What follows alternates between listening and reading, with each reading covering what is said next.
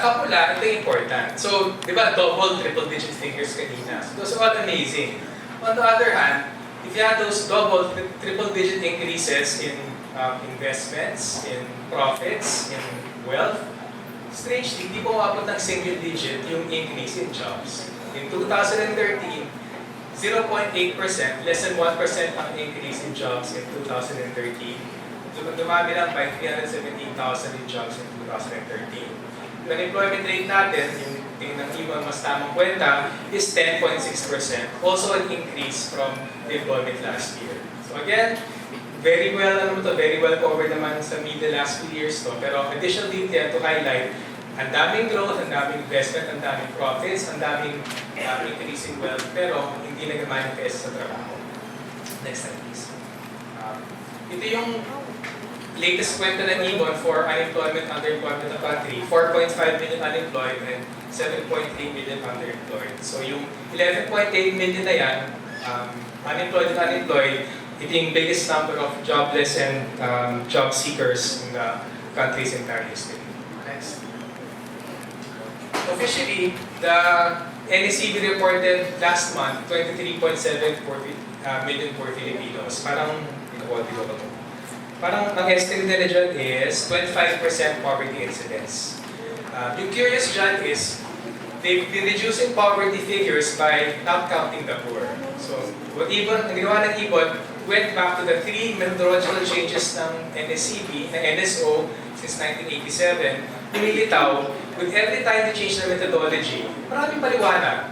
Paliwanag nila for comparability across regions, to improve yung comparability across time. Pero in reality, every time the NSO has changed the poverty figure, nabawasan ang bilang na mahirap sa Pilipinas. So kung balikan natin yung last 3 times that they changed the poverty methodology, 19 million ang nawala from the poverty figures ng government. May nag-text sa akin kanina ng GMA 7, naglabas ko yung SWS ng self-rated poverty. Sa self-rated poverty ng SWS, 55 to 60% yung tama yun. Okay, promote yung familiar. Makita yun dito, medyo nagtutugma naman. If you add the 23.7 million officially declared as poor by the government, 52 pesos a day, doon sa 19 million na nag-disappear nila, by changing the poverty figures, pwede sabihin, base figure yan of roughly 2030. Hindi lang makito, 2030, 43 million poor Filipinos out of yung population natin ng 94. So medyo lumalapit dun sa self-rated poverty ng SWS at medyo lumalapit sa kwenta ng Ibon na 56 million Filipinos live on 100 pesos or less every day. So tingin natin again, worth highlighting, government official figures of poverty, pinapaliit nila not by reducing the poor, but by reducing those they count as the poor. This parallels yung matagalang iniisyo ng Ibon na yung unemployment figures, pinapaliit nila yung bilang ng walang trabaho by not counting unemployed since 2005.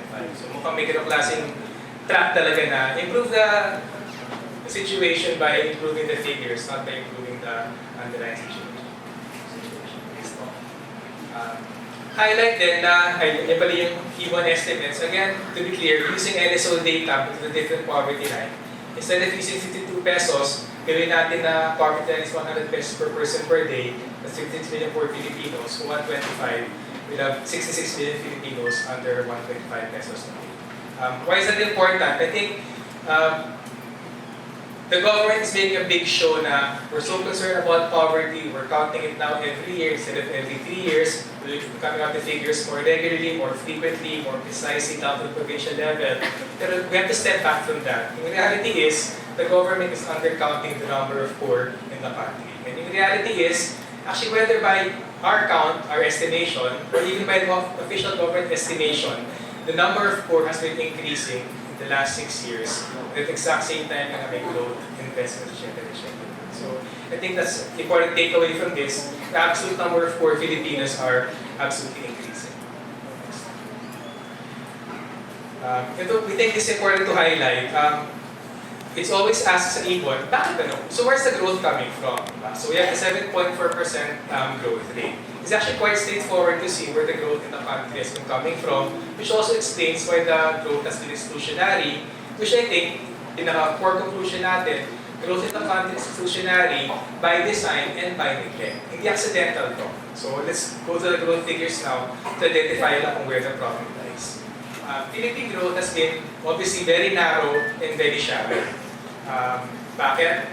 These are the main growth sectors in the country right now. The 7.4% growth in 2013, the first 3 quarters, within top 3 leading growth sectors. Real estate, 9.3%, construction, 16.3%, and manufacturing, 9.8%. So at a glance, may problem tayo dito. Anong problem dito? The growth sectors are not creating productive capacity in the economy. They don't pertain primarily to increasing agricultural output. May konti pa naman mamaya. They actually also don't pertain to increasing manufacturing output. Bakit? Sa next slide, i-break down natin yung 9.8% na manufacturing. It's turning out, ito yung top 4 sectors ng manufacturing. 84.8% chemical and chemical products, referring to making paint, wood additives, metal additives, sa construction materials basically. 64% sa basic metals, as in yung mga structural na bakal sa construction. 25% sa furniture and fixtures, again, real estate property development. And 14% sa high-tech pakinggan, non-metallic mineral products, actually cement yan, tsaka cement and plaster. So ano gusto ka-highlight dito?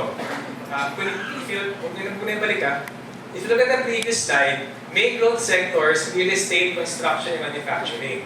Kung i-break natin sa manufacturing, ang main growth sector sa manufacturing ay actually real estate related din. So ang pinaka-core conclusion na mahalaga dyan, yung main source of growth sa Pilipinas in the last 3 to 4 years has been real estate and construction. So what's the problem with that? Ito yung problem with that. Okay? Hindi ko pala. Huwag mo na yun. Hindi ko nabasa yung PPT. Just to alam, before I explain pala the problem with real estate and construction being the growth sectors, this just highlights another reason why growth is exclusionary. The medyo grayish line na medyo steep, that refers to the mandated minimum wage. So, over the last decade, big show yung government palagi or increase na minimum wage. So, parang tumataas naman. Pero mas important sa atin yung mas makapal na black line yung medyo flat. Because the flat black line reflects yung real value ng minimum wage. Ang whole point lang dito, another core element kung bakit exclusionary ang Philippine growth. Because Philippine growth has not been reflected in higher wages. If anything, through the whole period na tumataas ang growth ng Pilipinas, tumataas ang investment, tumataas ang profits, tumataas ang wealth, yung mandated minimum wage ay nanatiling flat siya. So, key element yan for exclusionary growth. So, next slide please. Okay. Balikan ko lang yung una ko kanina. Key point in the growth story ng Philippines, the real estate and construction boom. Okay, so mag-step back tayo ng konti. So why has there been a real estate construction boom? Kinikwento naman palagi na because of OFWs, di ba? Buying houses. Kinikwento rin palagi about BPOs, investing and expanding the operation in the Philippines.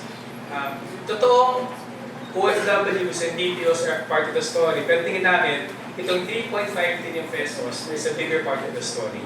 Ano yung 3.5 trillion pesos? Yung 3.5 trillion pesos refers to yung tinatawag na quantitative easing implemented by the US, by Europe, by Japan over the last 3 years.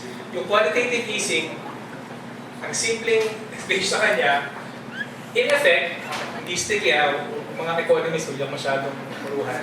In effect, nag-print ng 3.5 trillion pesos, dollars, yung advanced capitalist countries, binuhos sila sa kanilang economies. So nagkaroon ng glut of liquidity ngayon sa buong mundo. Ano ba yung 3.5 trillion? Para may sense na how big it is.